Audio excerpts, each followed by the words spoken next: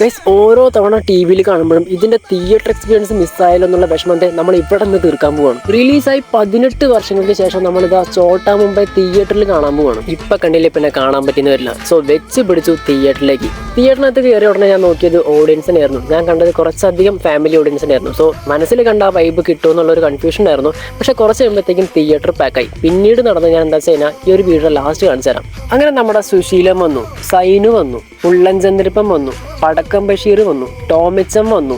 ഇനി വരാനുള്ളത് നമ്മുടെ തലയാണ്. തലയും വന്നു. പിന്നെ നടന്നത്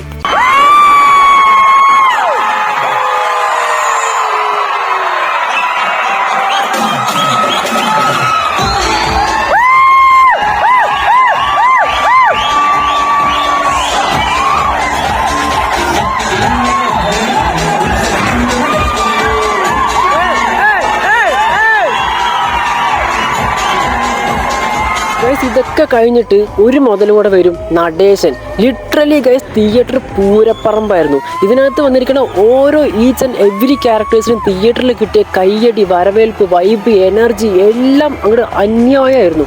18 വർഷങ്ങൾക്ക് ശേഷം റിലീസ് ചെയ്യപ്പെടുന്ന ഈ ഒരു cinema first day first show കാണേണ്ട ഒരു എക്സ്പീരിയൻസ് ആയിരുന്നു എനിക്ക്. ഇനി ഈ വീഡിയോയുടെ തുടക്കത്തിൽ ഞാൻ പറഞ്ഞൊരു കാര്യമുണ്ട്.